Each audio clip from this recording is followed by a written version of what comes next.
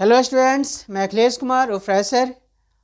आज मैं बहुत ही बढ़िया ट्रिक के साथ आया हूँ जो क्षेत्रमिति से है, मेंसुरेशन से है। आप सभी जानते होंगे वर्ग के बारे में। वर्ग यानी स्क्वायर, स्क्वायर का क्षेत्रफल भी जानते होंगे, स्क्वायर का परिमाप भी जानते होंगे और वर्ग का विकर्ण भी जानते होंगे। ये तीनों बात जानते होंगे। देखिए वर्ग में होता क्या है, वर्ग की जो है ये चारों भुजा बराबर होती है। वर्ग की चारों भुजा बराबर होती है। अगर ए बी सी और डी वर्ग है तो इसकी चारों भुजाएं बराबर होगी। अगर यह 2 सेंटीमीटर होगा तो ये भी 2 सेंटीमीटर, ये भी 2 सेंटीमीटर और ये भी 2 ही सेंटीमीटर। जी हाँ, आप सही से सुन रहे होंगे। सभी भुजा बराबर और प्रत्येक कोण समकोण होंगे 90 डिग्री। यहाँ भी 90 डिग्री, यहाँ भी 90 डिग्री, 90 डिग्री सारे 90 डिग्री का होगा, यानी पूरा मिलाकर के आपका हो जाएगा 360 डिग्री। तो वर्ग की सभी भुजा बराबर होती है, वर्ग का प्रत्येक कोण समकोण होता है। क्लियर। अब आइए, वर्ग यानी स्क्वायर का क्षेत्रफल क्या होता है। कहिएगा स्क्वायर का क्षेत्रफल सर, भुजा स्क्वायर क्या होता है, भुजा स्क्वायर कह दीजिए या भुजा का वर्ग कह दीजिए। अगर भुजा ए के रूप में है, भुजा अगर ए के रूप में है, सभी भुजा ए के रूप में है तो आपका हो जाएगा ए स्क्वायर।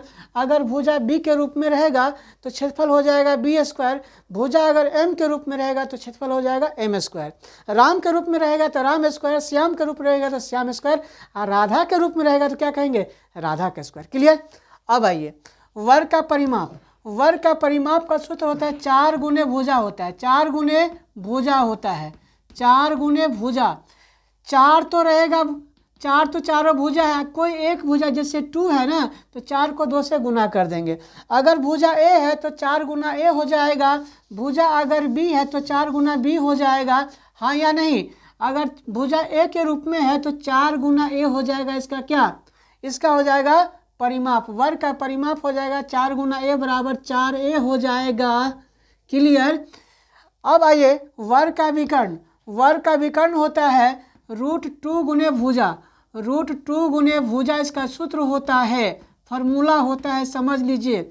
अगर भुजा ए के रूप में है तो √2a हो जाएगा। क्लियर। अब आइए एक क्वेश्चन मैं करवा देता हूं जो आप सभी को बहुत ही मदद करेगा। बने रहना है शुरू से अंत तक इस वीडियो में। देखिए वर्ग का विकर्ण दिया रहेगा, वर्ग का विकर्ण दिया रहेगा तो आपको क्षेत्रफल और परिमाप निकालना होगा। वर्ग के विकर्ण से क्षेत्रफल और परिमाप कैसे निकालेंगे, बने रहेंगे। देखिए देखिए देखिए, वर्ग का विकर्ण दिया हुआ है। मान लीजिए वर्ग का विकर्ण है, वर्ग का विकर्ण दिया हुआ है आपको, वर्ग का विकर्ण, वर्ग का विकर्ण आपको दिया हुआ है 4√2 सेंटीमीटर में। ठीक है, तो कहेगा इसका क्षेत्रफल बराबर क्या होगा, क्षेत्रफल इक्वल टू व्हाट और परिमाप इक्वल टू व्हाट क्या होगा।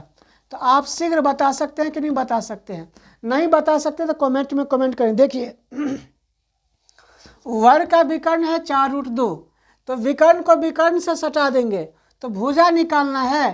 क्या निकालना है, भुजा। तो भुजा बराबर क्या होगा, विकर्ण बटा में √2। भुजा बराबर हो जाएगा विकर्ण बटा में √2। जी हाँ, सबसे पहले हम वर्ग का भुजा निकाल लेंगे।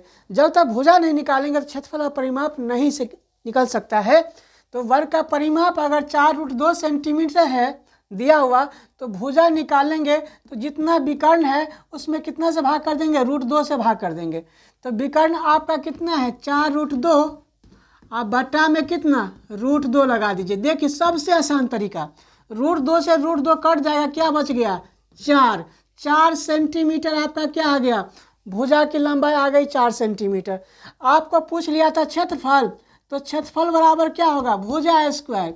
तो भुजा आपका निकल गया 4, भुजा निकाल लिया आपने 4, तो 4 का वर्ग कर देंगे तो कितना हो जाएगा, 4 का वर्ग 16 सेंटीमीटर स्क्वायर हो जाएगा, है ना, या वर्ग सेंटीमीटर कह दीजिए।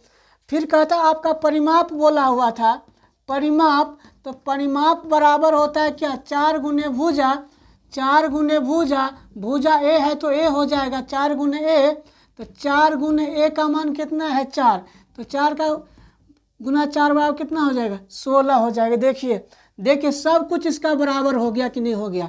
इसका क्षेत्रफल भी 16 सेंटीमीटर हो गया और परिमाप भी आपका आ गया 16 सेंटीमीटर। कब? जब वर्ग का विकर्ण 4√2 सेंटीमीटर दिया हुआ था तब। अगर विकर्ण दिया रहेगा तो आप क्षेत्रफल और परिमाप इसी ट्रिक से निकाल लेंगे। अगर अच्छा लगा हो तो खूब शेयर कर देना है। तब तक के लिए बाय बाय, जय हिंद।